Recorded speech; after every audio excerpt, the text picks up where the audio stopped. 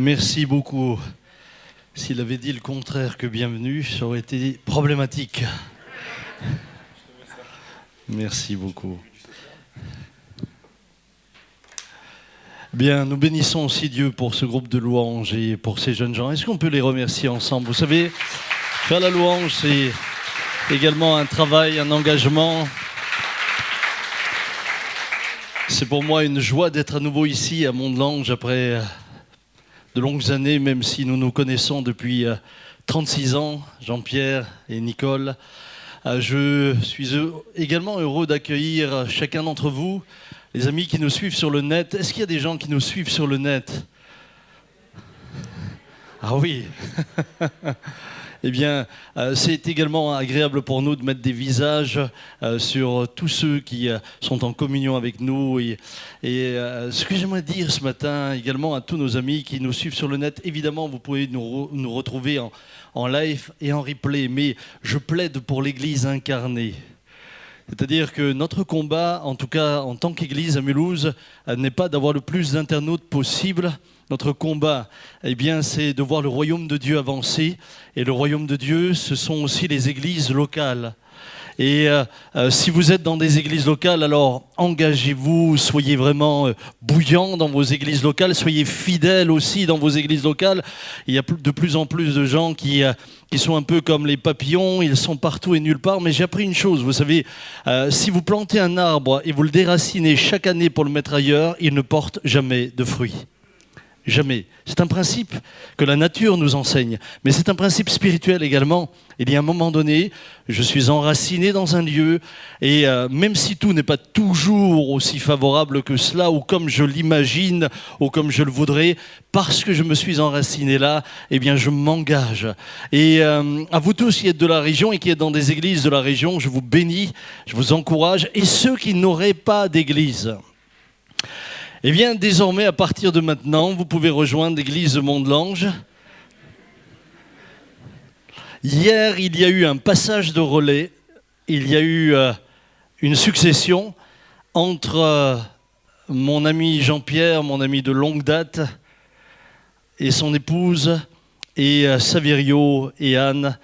Est-ce que vous ne pourriez pas vous lever tous les quatre, comme ça, au moins ceux qui ne vous connaissent pas? Jean-Pierre, je te demande un effort, mais...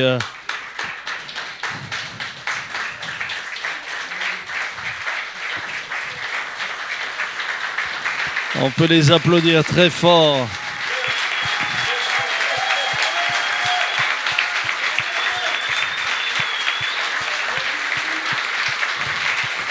Bravo à vous. Bravo pour ce beau relais également. J'ai visité Nicole hier matin et Jean-Pierre, Nicole me disait « Je n'arrête pas de rapetisser ». Je lui dis encore un siècle comme ça et je te mets dans la poche.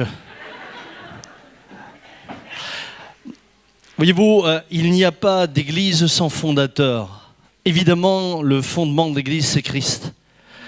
Mais les églises locales sont aussi fondées par des hommes, des pionniers.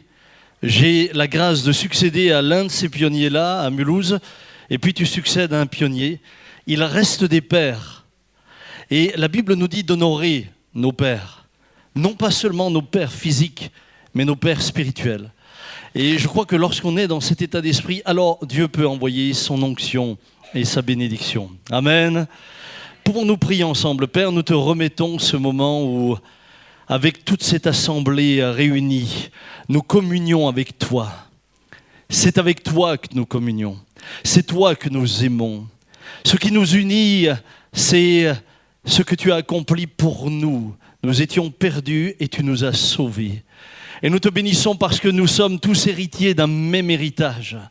Nous avons, Seigneur, devant nous une éternité. Et tu nous as dit en partant, je m'en vais vous préparer une place. Béni sois-tu de ce que nous ne sommes qu'en route. Ici, nous ne sommes que des pèlerins. Et nous sommes en voyage vers une destination glorieuse. Si pendant notre pèlerinage, il y a des moments difficiles, si pendant notre pèlerinage, il y a des moments de pleurs, si pendant notre pèlerinage, il y a des moments de joie, nous t'en sommes reconnaissants. Ce qui compte, c'est que nous restions fidèles jusqu'au bout. À ton nom seul reviennent l'honneur et la louange. Bénis ta parole, je te le demande. Conduis-nous. Seigneur, qu'elle nous fasse du bien, qu'elle nous encourage. Amen. Amen. Peut-être juste avant d'ouvrir la parole de Dieu, en général c'est comme ça avant les films et tout, vous avez un espace pub. Est-ce qu'on a le droit? Qui a dit non? We see us at the end, alone. Voilà, j'ai mon ami Jean-Marie Ribé, qui ne connaît pas Jean-Marie, un excellent enseignant qui a écrit un livre sur David, l'ombre d'un géant. Et je peux vous dire, vous allez découvrir David peut-être un peu différemment de ce que l'on a eu l'habitude de le présenter. Vous savez, on présente toujours les serviteurs de Dieu sous leurs meilleurs angles. Mais les épouses de ces derniers savent qu'ils ont... Je savais qu'il ne fallait pas l'emmener. Je vous le recommande, ce livre. J'ai eu l'occasion aussi pendant cette crise avec un journaliste de chez Marianne d'écrire un livre. Et puis un livre que je vous recommande chaleureusement, c'est celui de mon cher papa. Maintenant mon œil te voit. Vous savez, plus j'avance, plus je me dis, mais quelle grâce tu as d'avoir vécu avec un tel homme de foi. Quelle grâce. Ce n'est pas le genre d'homme qui fait des vagues comme celles que l'on peut voir de la part de certains. C'est un homme tranquille, mais c'est un homme qui a duré dans le temps. Il a 94 ans maintenant et il emmène encore des âmes au Seigneur. Il n'y a pas très longtemps de ça, ma mère reçoit un coup de fil. C'est une dame qui dit « Je voudrais parler avec le pasteur. » Et... elle lui dit, bien sûr, c'est possible. Elle lui dit, mais je voudrais lui donner, comme la dernière fois, rendez-vous dans la forêt.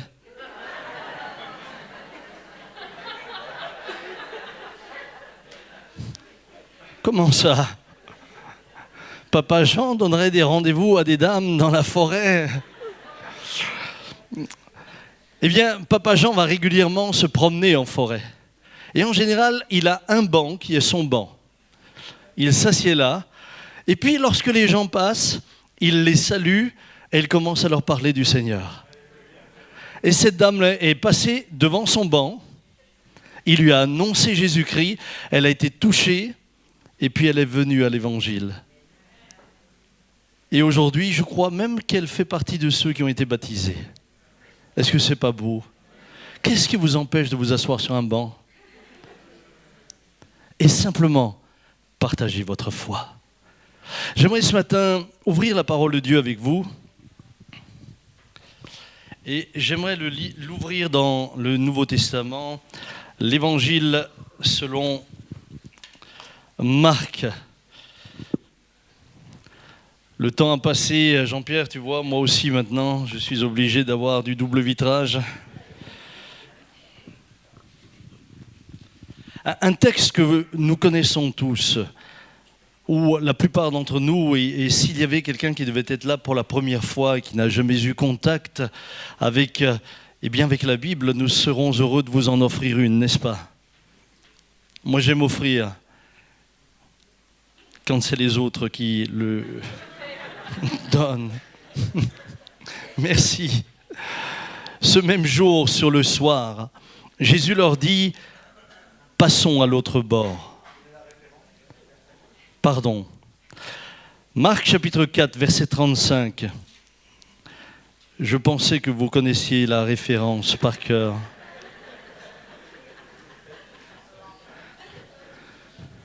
Pasteur Mazei, je suis étonné. Je reprends donc la lecture pour le pasteur Mazei à partir du verset 35. Ce même jour, sur le soir, Jésus leur dit « Passons à l'autre bord ». Après avoir renvoyé la foule, ils l'emmenèrent dans la barque où il se trouvait. Et il y avait aussi d'autres barques avec lui. Il s'éleva un grand tourbillon et les flots se jetaient dans la barque au point qu'elle se remplissait déjà. Et lui, il dormait à la poupe sur le coussin. Ils le réveillèrent et lui dirent « Maître, ne t'inquiètes-tu crains-tu pas de ce que nous périssions ? S'étant réveillé, il menaça le vent et dit à la mer, « Silence, tais-toi !» Et le vent cessa et il y eut un grand calme. Puis il leur dit, « Pourquoi avez-vous ainsi peur ? Comment n'avez-vous point de foi ?» Ils furent saisis d'une grande frayeur et se dirent les uns aux autres, « Quel est donc celui-ci à qui obéissent même le vent et la mer ?» J'ai oublié de vous dire avant de commencer, pour que moi-même je n'ai pas de tempête en rentrant, que je suis venu avec mon épouse. Et je voulais vous la présenter parce que je crois qu'elle n'est jamais venue ici. Lève-toi, s'il te plaît. Fais au moins semblant d'obéir. Oh.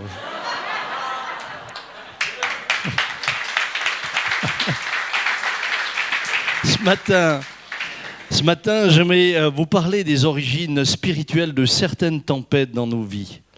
Et je reviens sur ce que je précise là. Le thème, c'est l'origine spirituelle de certaines tempêtes dans nos vies. J'aimerais en préambule dire la chose suivante, et elle est importante. Nous avons, en tant qu'humains, la fâcheuse habitude de systématiser les choses et de tout attribuer avec facilité aux mêmes origines. Je rappelle que nous venons là de lire un texte dans lequel nous avons une tempête. Vous savez que la tempête se déclenche, alors évidemment les météorologues, les ingénieurs en météorologie, etc. travaillent là-dessus.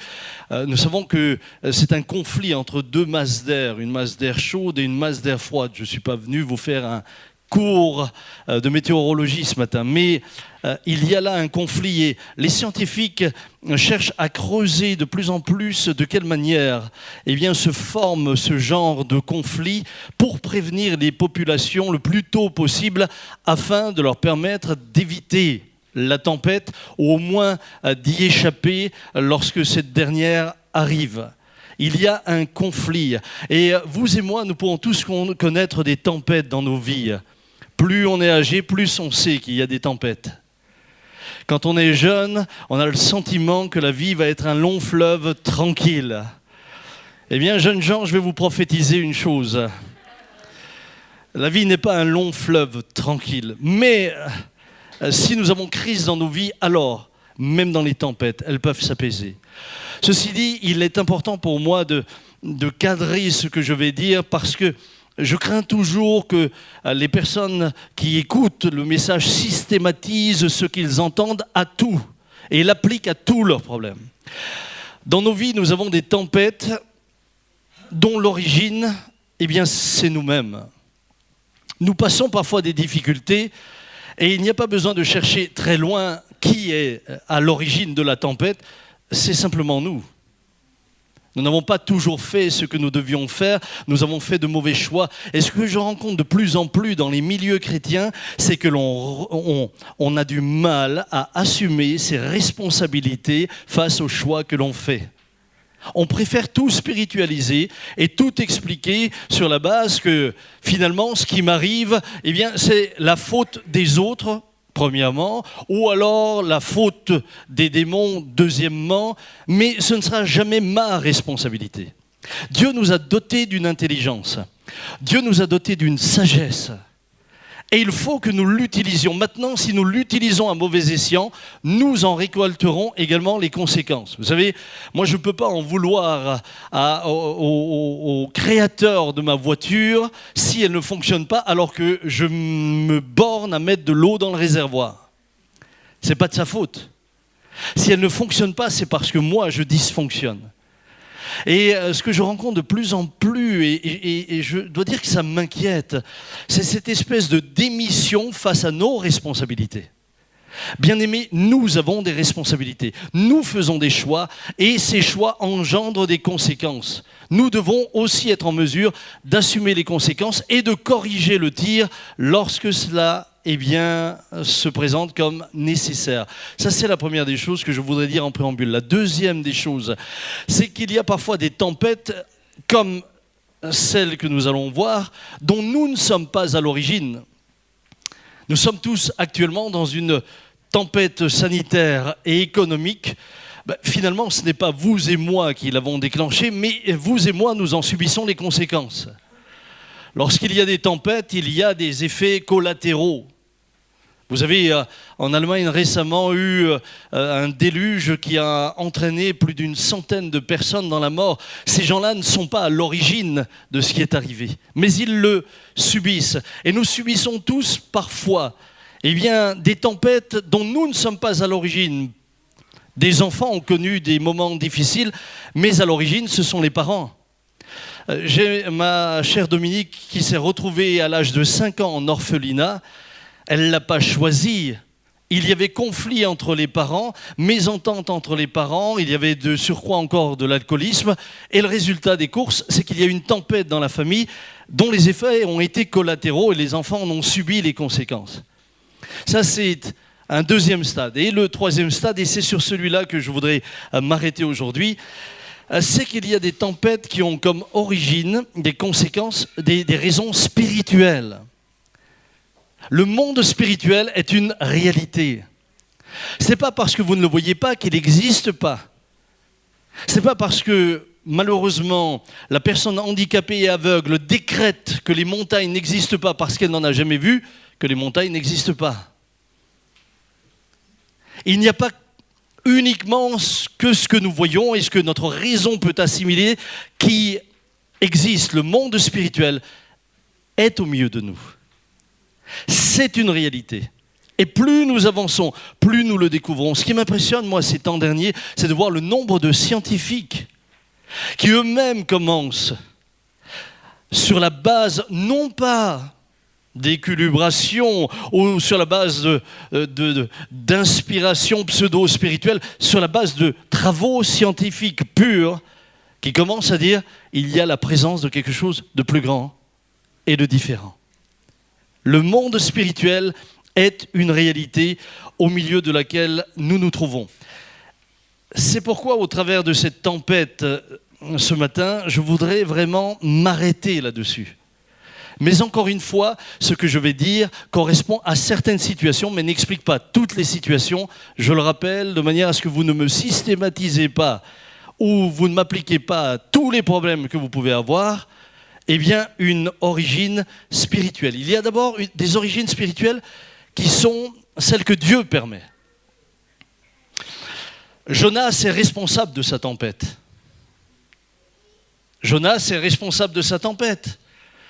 Jonas, obéissant, n'avait pas besoin d'entrer dans une tempête. Jonas désobéit, une tempête va avoir lieu en conséquence, mais à l'origine de cette tempête, nous avons Dieu lui-même. Alors béni soit Dieu pour toutes les tempêtes qui nous ramènent dans le bon chemin. Nous devrions louer le Seigneur chaque fois qu'une tempête est arrivée pour nous ramener dans sa volonté. Mon propre père, lorsque ma mère a été miraculeusement guérie, évidemment bouleversé par ce qu'il venait de vivre, va annoncer autour de lui cette bonne nouvelle à tous ceux qui l'entouraient. Et puis un jour, il dira au Seigneur, parce que de plus en plus de personnes étaient là et voulaient entendre plus de l'évangile, il dira au Seigneur, un jour je te servirai pleinement. Un jour j'arrêterai mon business, j'arrêterai mon commerce qu'il avait depuis 20 ans. On n'arrête pas un commerce qu'on a commencé depuis 20 ans comme ça. Et il lui avait dit, lorsqu'il y aura tel signe et tel signe, je sais que c'est toi alors qui m'appellera à arrêter.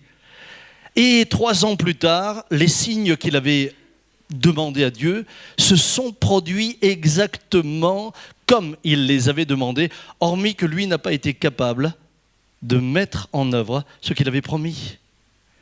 Conséquence, quelque temps plus tard, il a un accident grave de la route, il se retrouve entre la vie et la mort. Les médecins lui avaient dit, Monsieur Peter Schmidt, on ne peut rien faire, il faut attendre 3 jours. Vous êtes maintenant dans un état critique. Nous ne savons pas de quelle manière l'hémorragie va continuer. Nous ne pouvons pas la maîtriser. Et c'est dans cette situation précise, et c'est à ce moment-là qu'alors il s'est rappelé ce qu'il avait promis à Dieu, qu'il n'avait pas fait. Et c'est là, à l'hôpital, qu'il dit à ma mère, Je m'engage à arrêter notre business pour me consacrer maintenant à l'œuvre de Dieu comme je le lui avais promis.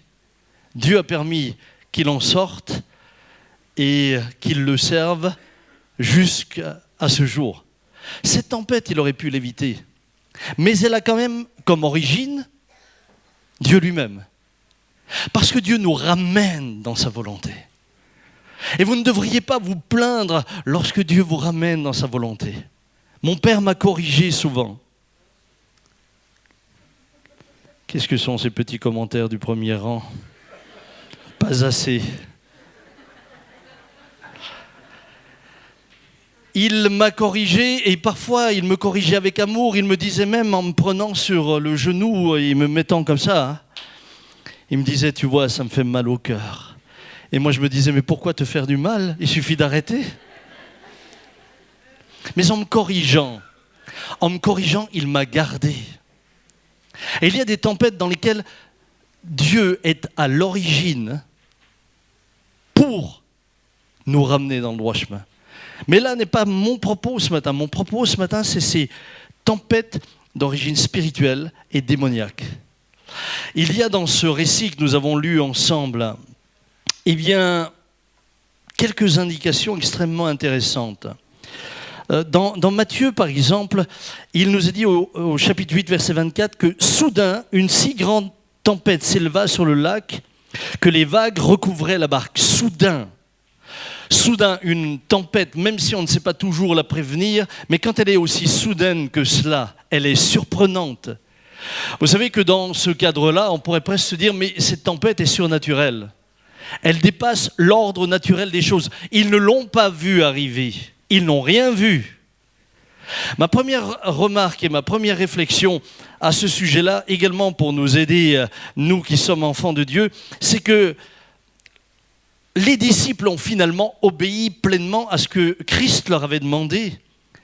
Il leur avait dit, montons dans la barque et traversons le lac. Ils ont obéi et pourtant ils rencontrent une tempête.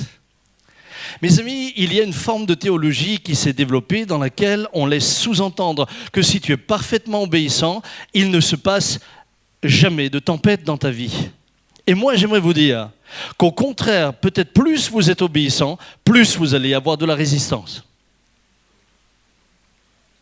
Plus vous cherchez à être droit dans la volonté de Dieu, plus vous allez voir qu'il y a de l'opposition.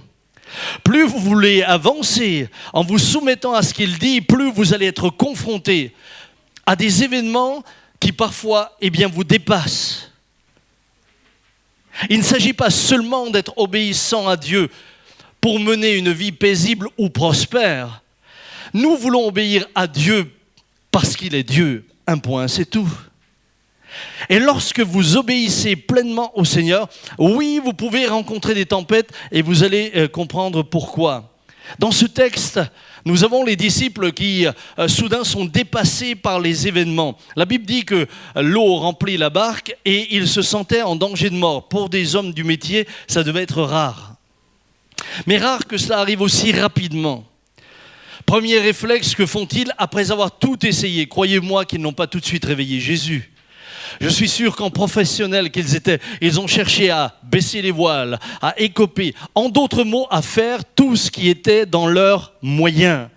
Et c'est souvent le réflexe que nous avons. Au lieu de prendre du temps pour discerner d'où vient la tempête, nous sommes toujours dans la réaction avant toute chose. Ils écopent, ils font tout ce qu'ils peuvent. Le bateau est en train de sombrer et là, enfin, ils se réveillent pour aller réveiller le Maître, réveiller Jésus. Alors, en réveillant Jésus, moi j'imagine qu'on aurait pu s'attendre à une chose, c'est avoir une main supplémentaire pour nous aider. On aurait très bien pu s'attendre à ce que Jésus dit « Donnez-moi un seau, je vais vous aider à écoper ». Jésus, lui, se lève et discerne. Bien-aimés, apprenez dans votre vie à discerner. Apprenez à prendre du temps. Apprenez à vous arrêter. Apprenez à vous poser la question « Pourquoi cette tempête ? Quelle est l'origine de cette tempête ?» Apprenez à vous analyser, à vous remettre également en question, avant de remettre les autres en question. commençons par nous interroger nous-mêmes. Avant de chercher l'explication chez les autres, commençons d'abord à nous interroger. Et puis, progressons. Jésus va très rapidement discerner. Et le texte nous donne une précision intéressante. Il nous est dit, il se réveilla. Première des choses qu'il fit, menaça le vent et dit à la mer, silence, tais-toi. Le vent cessa et un grand calme se fit. Permettez-moi d'attirer juste votre attention sur un terme. Le terme qui est utilisé ici pour silence, c'est le terme grec péphimoso, qui signifie tais-toi et ne parle plus. Et ce qui est intéressant, c'est que c'était un terme qui était déjà employé lorsque les Juifs faisaient de l'exorcisme. C'est-à-dire que c'était un mot qui était employé dans le domaine spirituel face à des esprits méchants. En d'autres termes, lorsque Jésus se lève, ce qu'il discerne, lui, dans la tempête, ce n'est pas d'abord le vent et l'eau. Ce qu'il discerne, c'est l'origine spirituelle de la tempête. Mes amis, il y a des origines spirituelles et je vous en ferai la démonstration tout à l'heure de manière très pratique. Il y a parfois des tempêtes dans lesquelles vous entrez et vous devez vous rendre compte que ce que vous êtes en train de vivre vous dépasse, vous panique même. Parfois, vous donne le sentiment que vous allez sombrer. Mais à l'origine, il y a une volonté et une puissance spirituelle et démoniaque. Et s'il y a des amis qui sont là pour la première fois et qui peut-être n'ont pas l'habitude de ce genre de raisonnement, j'aimerais vous dire que le monde spirituel autour de nous est une réalité. Réfléchissez, nous sommes dans un pays laïque par exemple. Mais c'est fou ce que dans ce pays laïque on peut avoir comme voyante, comme cartomancienne, vous avez partout l'horoscope, etc. C'est très spirituel tout ça. C'est pas neutre, c'est spirituel, pleinement spirituel. Nous avions vendredi soir une émission, d'ailleurs je vous encourage à la regarder, on s'y retrouve, où a été interviewée une ancienne voyante. Et quand vous entendez ce que cette ancienne voyante partage, vous réalisez que le monde spirituel existe. D'un côté, vous avez Dieu, vous avez la manifestation de la puissance de Dieu, vous avez, comme nous le lisons dans l'Écriture, les anges qui se manifestent. Le monde spirituel est une réalité. Mais de l'autre côté, vous avez un monde démoniaque. Et là, en l'occurrence, Jésus discerne clairement que ce qui est en train de se passer est une manifestation au-delà de la tempête naturelle, c'est une manifestation spirituelle. D'autant plus que quand vous prenez la suite, lorsque vous prenez le chapitre 5 de Marc, vous savez, lorsque vous lisez un texte, gardez-le toujours dans son contexte. Interprétez-le aussi dans son contexte. Parce qu'un texte hors de son contexte devient souvent un prétexte. Donc apprenez aussi à lire la Bible en mettant les textes dans leur contexte. Jésus calme le vent. Je ne vais pas parler du manque de foi des disciples. Jésus dit au vent de se taire. Et j'aimerais vous rappeler que le diable est le puissant et le prince de la puissance de l'air. Le diable est le prince de la puissance de l'air. Et là, Jésus savait qu'il n'avait pas juste affaire à une tempête d'origine météorologique, deux masses d'air qui sont en conflit, mais il y avait un conflit entre deux puissances spirituelles. Que se passe-t-il dans la suite du texte ? Est-ce que vous me suivez toujours encore ? Vous me donnez encore un peu de temps ? On avancerait plus vite si vous n'écoutiez pas aussi lentement. C'est toujours le problème avec les auditoires.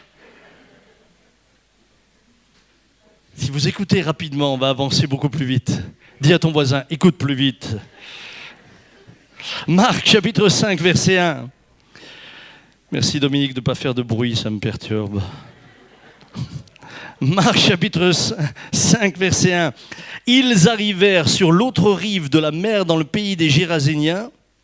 Aussitôt que Jésus eut débarqué, un homme sortant des tombeaux et possédé d'un esprit impur vint au-devant de lui.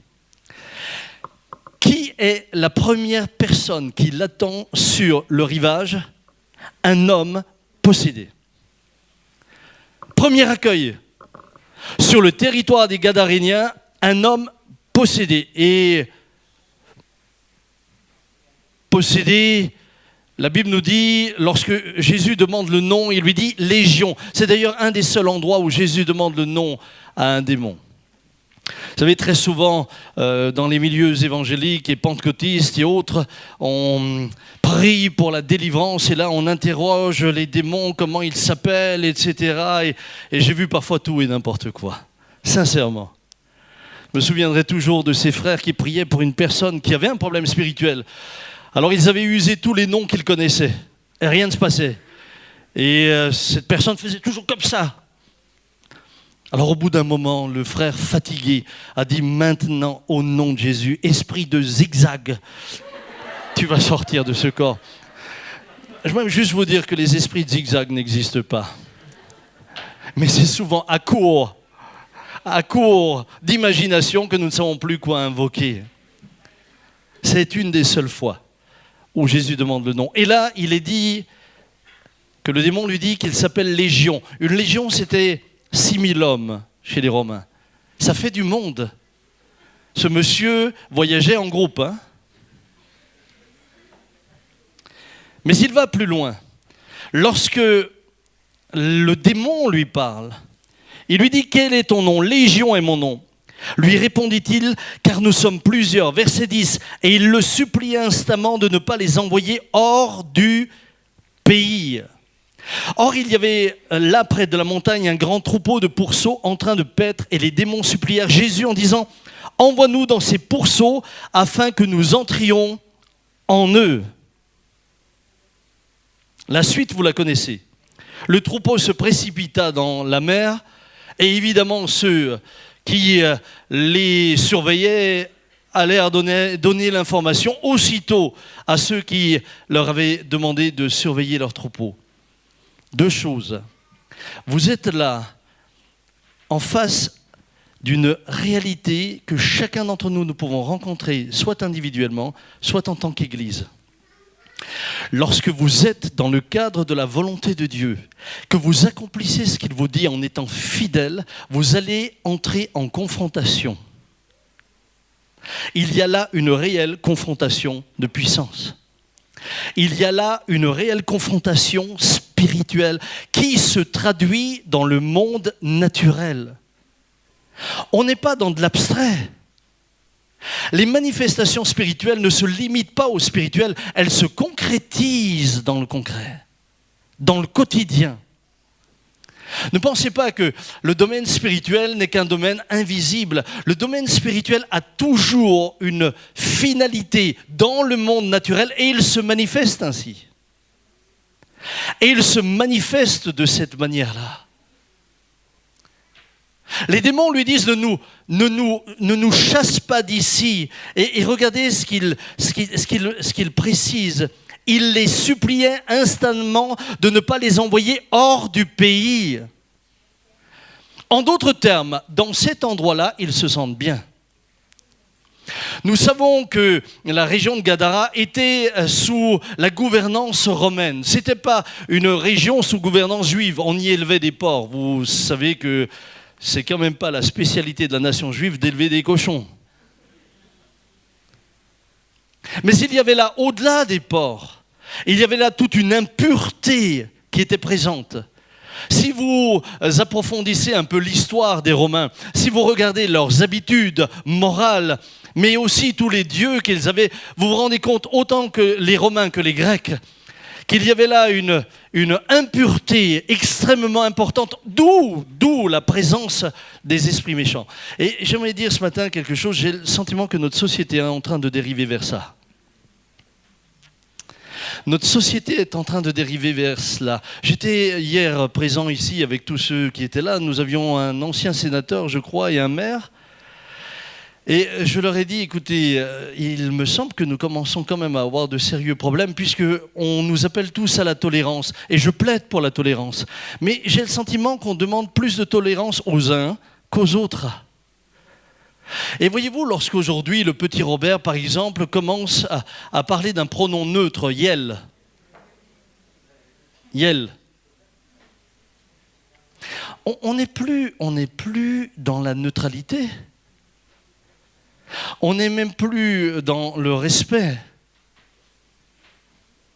Derrière tout cela, derrière toutes ces idéologies qui aujourd'hui sont en train d'attaquer la famille, derrière toutes ces idéologies qui sont en train de détruire les jeunes gens, derrière toutes ces idéologies, j'aimerais vous dire qu'il y a une bataille spirituelle. Et nous, en tant qu'Église, nous ne pouvons pas l'ignorer. Mais qu'est-ce que cela veut dire ? Cela veut dire que si nous restons fidèles, nous allons à la confrontation. Et cette confrontation spirituelle est déjà amorcée. Elle a déjà démarré depuis longtemps. Depuis longtemps. Voyez-vous, ces esprits méchants savaient très bien ce qui allait leur arriver si Jésus débarquait. Ils ne l'ignoraient pas. Et j'aimerais vous dire, en tant qu'Église, ici à Mont-de-Lange, tout ce qui se passe dans le monde spirituel, dans la région, est conscient de ce qui est en train de se produire ici.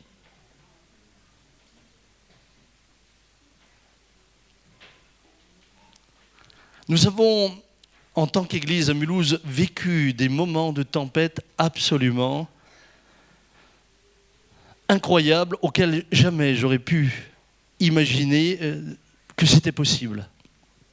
Mais je sais qu'au-delà de ce que nous avons vécu, il y a un enjeu spirituel.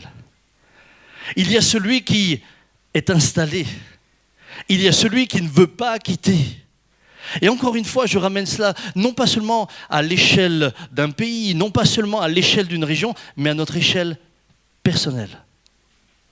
Vous pouvez être, vous aussi, sujet à ce genre de conflit. Vous pouvez être, vous aussi, exposé à ce genre de réalité dont la source, bien sûr, ce que vous voyez une tempête, mais la source, elle est spirituelle. Il nous faut avoir conscience de cela. Pourquoi ? Si nous n'avons pas conscience de cela, nous n'allons pas utiliser les bonnes armes pour nous battre. Inconscients, les disciples vont se battre comment ? Avec leurs moyens naturels. Des seaux, on écope, on baisse les voiles, on fait ce qu'on sait faire. Mais lorsque vous vous battez dans le monde naturel contre quelque chose qui est dans le monde spirituel, vous vous trompez de combat et vous vous usez.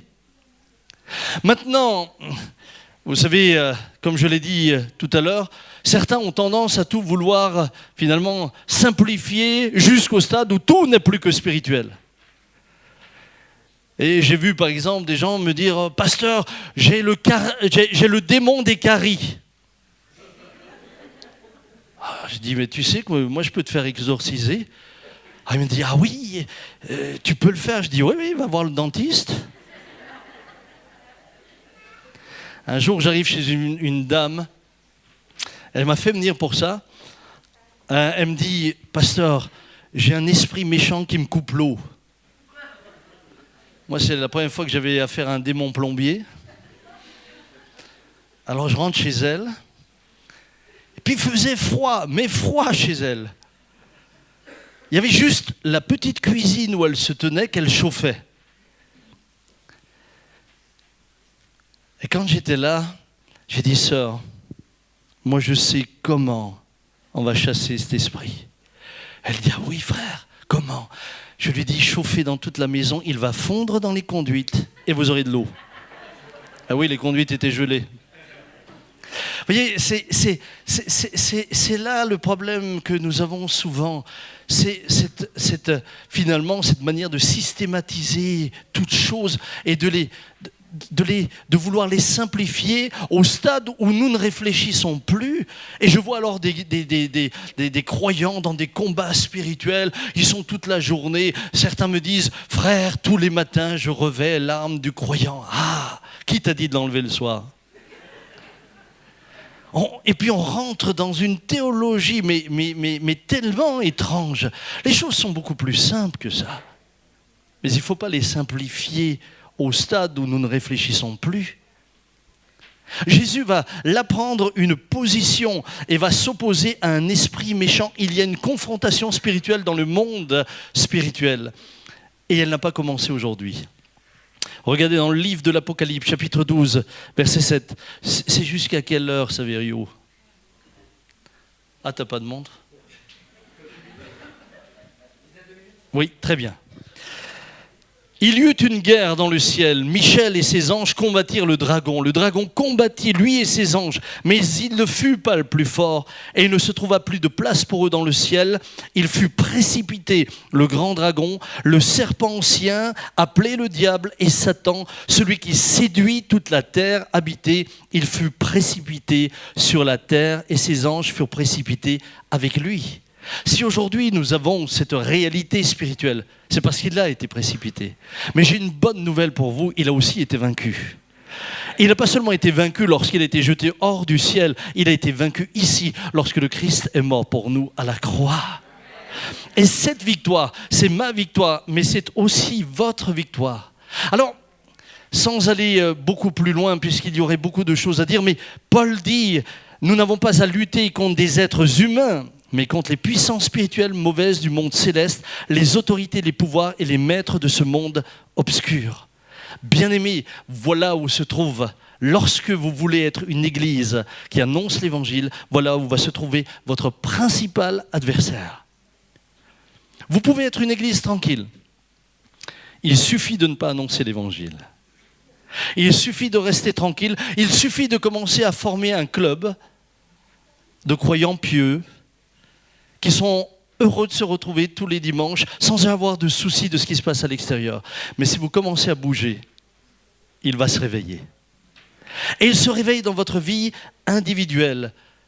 Il vous faut comprendre que la tempête a pour but de vous arrêter. Saverio, écoute bien, parce que ça viendra. La tempête a pour but de vous arrêter. Individuellement, vous pouvez vous le dire, la tempête a pour but de m'arrêter. Quel était le but de la tempête sur le lac? C'est que Christ n'arrive jamais de l'autre côté. Pourquoi? Parce que celui qui déclenche la tempête savait ce qui allait arriver s'il arrive jusqu'à l'autre côté. Il voulait rester dans cette région. Il voulait continuer à la dominer. La venue de Christ va l'obliger à quitter. Cet homme, tenu par des chaînes, lié, va vivre une délivrance et devenir un homme nouveau. Cette voyante qui a témoigné vendredi soir était tenue par des esprits méchants. Elle a été totalement libérée et nous avions vécu avec elle vraiment un miracle chez nous à la maison. Elle avait une jambe paralysée qu'elle ne pouvait plus utiliser depuis une année. Elle souffrait terriblement, devait aller tous les 3 jours au service de la douleur chez nous à l'hôpital Émile Muller. Et là, instantanément, elle a été guérie sur place. Vous savez, ce sont des choses que nous avons vécues, mais aujourd'hui, elle aime Jésus. Elle est passée des ténèbres à la lumière, de la puissance de Satan à Dieu. Comment ces choses se font-elles? L'apôtre Paul dit, lorsqu'il reçoit l'appel, « Tu leur ouvres les yeux pour qu'ils passent des ténèbres à la lumière. » Comment ouvrons-nous les yeux aux gens? En les enseignant. Et tout d'un coup, tu prends conscience. Waouh! Waouh! Il y a tout cela. L'objectif, c'était que tu n'arrives pas de l'autre côté. J'aimerais, dans les quelques minutes qui me sont imparties, terminer par un témoignage, et puis ensuite je conclus. Nous avons connu différentes épreuves, comme chacun d'entre vous peut en connaître, mais nous en avons connu une très particulière qui m'a profondément touché et qui a engendré pour nous énormément de souffrance, et ça pendant une année. Nous avons notre 5e enfant et 3e garçon, Benjamin, qui, sincèrement, à l'époque, était quelqu'un qui il aimait le Seigneur. Et puis, un jour, il est venu me voir en disant « Papa, je veux aller faire des études en Angleterre, etc., avec Johanna. » Et c'était pour étudier la Bible. Alors nous, évidemment, on était heureux. Chaque père, chaque mère qui aime le Seigneur se réjouit quand ses enfants l'aiment. Et puis, il est parti avec sa sœur. Ils sont partis en septembre, sont revenus à Noël. Ils étaient super heureux, emballés. Ils me partageaient tout ce qu'ils faisaient, etc. Et on s'est dit au revoir après les fêtes de Noël pour nous donner rendez-vous à Pâques. Et donc à Pâques, ils sont revenus. Dominique avait préparé le repas, avait préparé une petite fête, etc. pour les accueillir.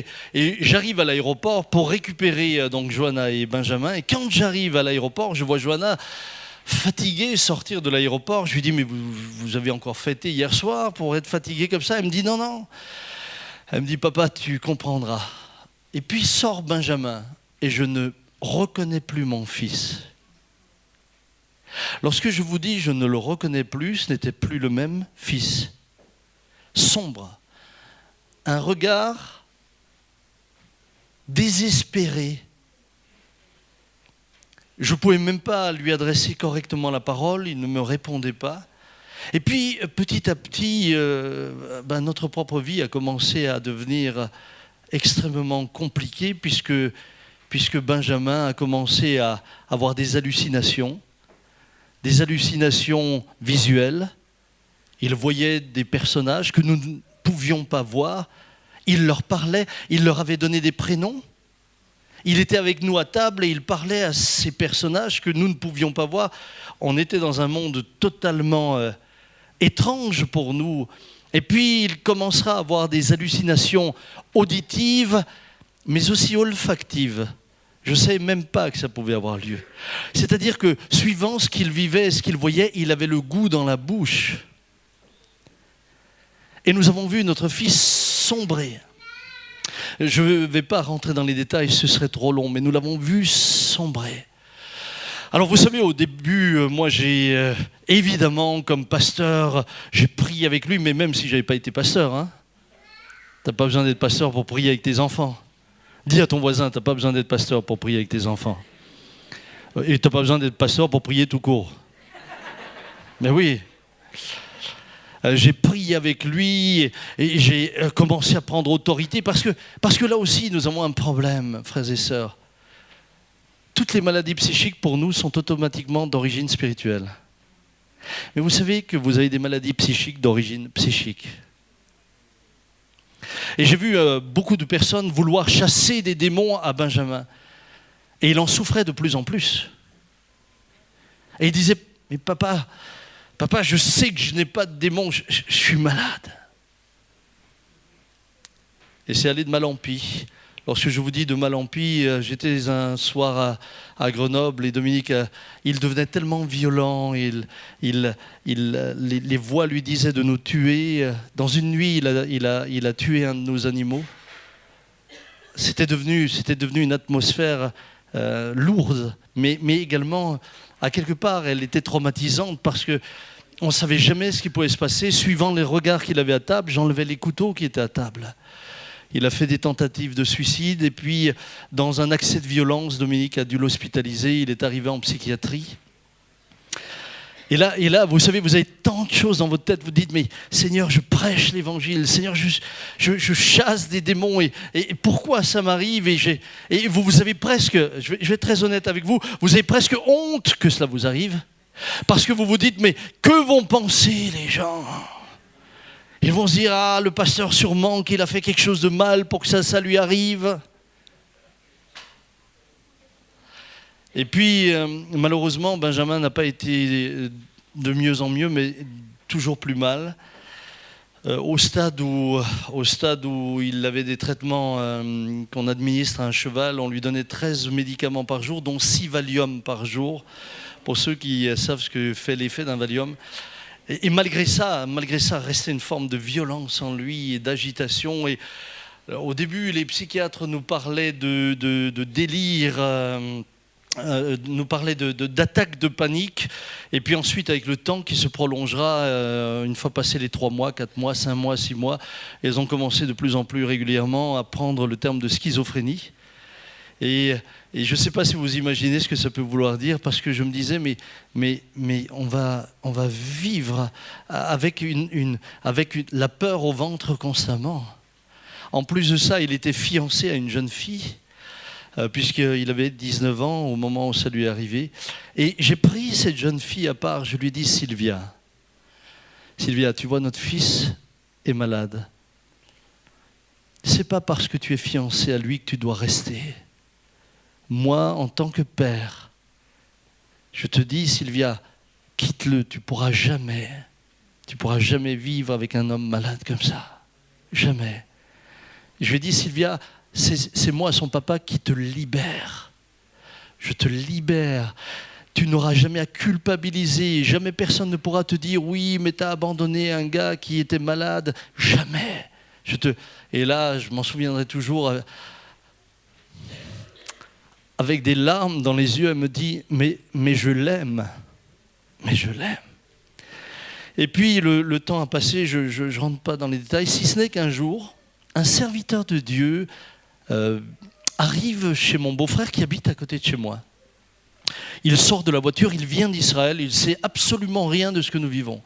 Au moment où il sort de la voiture, il dit à mon beau-frère, il regarde chez moi, il dit à mon beau-frère, qu'est-ce qui se passe chez Samuel ? Et Christian, évidemment, ne voulant pas commencer à entrer dans les détails de notre vie à nous, lui a simplement dit, il rencontre quelques difficultés en ce moment. Et à ce moment-là, il lui dit, mais pourquoi tu me poses cette question ? On sort de la voiture, tu me poses cette question. Écoutez bien ce qu'il lui répond. Il dit, Christian, au moment où je suis sorti, j'ai vu 2 puissances démoniaques sur le toit de sa maison. Et quand il lui a dit ça, alors il lui a expliqué ce que nous vivions. Le temps va passer et nous avons passé par des périodes terribles. Ça a créé des tensions dans le couple, ça a créé des... C'était, vous savez, c'était l'enfer. Alors je pense que c'est pas semblable à l'enfer parce que ça doit être innommable ce qui se passe là-bas. Mais une atmosphère de mort, une pression. Un mardi soir, je devais conduire la louange et Dominique m'appelle. Nous allions commencer. J'étais dans la petite pièce où je priais à l'arrière et nous allions commencer le culte. Elle me téléphone. Elle me dit, Sam, rentre. Il a pris les produits inflammables. Il est parti avec un briquet pour s'enflammer. Et moi, je ne pouvais pas partir. Il fallait conduire la louange. Il fallait conduire la louange comme si de rien n'était. Je ne pouvais pas faire reposer sur l'Église le poids de ce que nous vivions. Et Dieu l'a gardé ce soir-là. Je vais vers la fin de mon récit, de mon témoignage. Vers la fin de l'année, à Noël, nous avions reçu nos enfants. Et il y avait une atmosphère tellement détestable, tellement innommable. J'ai dit, on va aller au Europa Park pour changer les idées. On n'habite pas trop loin. Hein. Vous avez le zoo de je ne sais plus quoi. Hein, d'Amnéville, vous allez au zoo. Moi, je vais au Europa Park. Chacun son truc. Et donc, j'arrive là au Europa Park. Et je me suis dit, tiens, peut-être que je pourrais faire la tentative d'emmener Benjamin avec. Peut-être que le fait de voir autre chose à Noël, c'est très féerique à Noël à l'Europa Park, etc. Vous dites, peut-être ça. Quelle erreur. Quelle erreur. On a vécu une journée terrible. Et le soir, alors qu'il était assis avec sa fiancée derrière dans la voiture, vous savez qu'en Allemagne, on a le droit sur certains tronçons de rouler librement. C'est les seules fois où je chante, il est libre, Max. Mais enfin, ce jour-là, agressé par tout ce que nous avions vécu dans la journée et intérieurement fatigué, je roulais d'autant plus vite que je voulais arriver à la maison. Et au moment où nous sommes là, en pleine vitesse sur l'autoroute, il ouvre la porte pour se jeter dehors. Et là, je dois dire, ça a été... Je ne sais pas comment je me suis arrêté. Mon gendre, Matt Marvan, me suivait. En tout cas, s'il avait réussi, et heureusement, c'est sa petite fiancée qui s'est jetée pour lui pour le retenir. Mais s'il avait réussi, c'est de surcroît encore notre gendre qui lui serait passé dessus. Et là, une colère s'est emparée de moi. J'ai dit, maintenant j'en ai assez. Je pars à l'hôpital, je t'hospitalise ce soir. Et il pleurait. Il me suppliait, il disait, papa, non, fais pas ça. Je veux plus y aller. Il avait fait plusieurs séjours. Je veux plus y aller. J'ai dit, pour te protéger toi et pour nous protéger nous, il faut que je le fasse.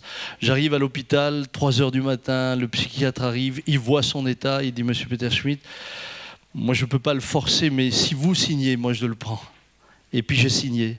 Et je pleurais. Vous savez, quand vous vivez ça, ça vous arrache les tripes. C'est pas, on travaille pas avec du bois ou avec du béton. On travaille avec. C'est votre fils. Et je le voyais, papa, non, ne signe pas, papa, s'il te plaît, ne signe pas, papa. Et tu signes parce que t'en peux plus. Et là, il part. Et je pouvais pas le voir pendant plusieurs jours parce qu'ils ont dû l'attacher, ils ont dû l'isoler. Il avait encore fait des choses desquelles je ne peux pas parler, mais au bout de 4 jours, j'ai l'autorisation d'aller le voir. Vous savez, notre fils Benjamin, il avait passé son bac, il avait réussi son bac, il étudiait, il m'arrivait d'arriver on est arrivé en psychiatrie avec Dominique un jour. Je dis, où est Benjamin? Et puis là, l'infirmière me dit, il est là-bas. Et on va le voir. Et quand on arrive, il nous regarde, il dit, ah maman, je t'ai dessiné un petit cœur. On est sortis, on pleurait. On pleurait, on s'est dit, mais Seigneur, qu'est-ce qui nous arrive? Qu'est-ce qui nous tombe dessus? Qu'est-ce qui se passe? Où ai-je fait une faute? Lorsque j'arrive en psychiatrie, après ces 4 jours, l'infirmière m'aborde. Et elle me dit, Monsieur Peter Schmidt, est-ce que je pourrais vous parler? Je dis, bien sûr, madame, pas de souci. Elle dit, mais est-ce qu'on pourrait sortir du service?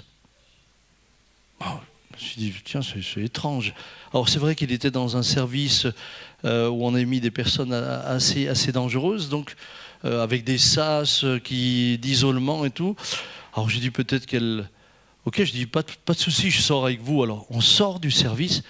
Et là, cette dame qui n'est mais absolument pas une chrétienne, elle me regarde et dit, Monsieur Peter Schmidt, vous savez, on est dans une période où il y a des changements d'énergie. Moi, intérieurement, je me disais, mon fils, il n'est pas en forme, mais l'infirmière, elle n'a pas l'air tellement en forme non plus, hein. Vous savez, il faut vous mettre à ma place. Vous êtes en psychiatrie. L'infirmière, vous avez affaire à un fils qui délire, qui parle à des gens que vous ne voyez pas, qui est prêt même à vous tuer parce que ces gens-là le lui disent. Et là, l'infirmière, vous... Bon, je dis ben, je vous écoute, madame. Et tout d'un coup, elle me dit, Monsieur Peter Schmidt, vous savez qu'il y a des entités qui n'aiment pas la lumière. Croyez-vous à cela? Alors moi, je traduis cela dans mon langage à moi.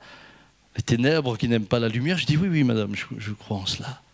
Et soudain, elle me dit, Monsieur Peter Schmidt, vous êtes pasteur? Je dis oui, je suis pasteur. Elle me dit, ne croyez-vous pas que ces entités, en détruisant votre fils, cherchent à vous anéantir? Vous savez, si des chrétiens m'avaient dit ça, je ne l'aurais pas reçu de la même manière. Mais là, je suis en psychiatrie. Une femme qui, certainement, est dans un monde qui était le... Mais ça m'interpelle. Je retourne avec elle dans le service, je retrouve mon fils complètement agité et puis dérangé. Et je vais je lui dis, Ben, je vais partir, je rentre. Je m'assieds dans ma voiture. Vous pouvez le croire ou pas le croire. Moi, ça ne me changera rien. Mais ce que j'ai vécu, je l'ai vécu. Je m'assieds dans la voiture. Et au moment où je m'assieds,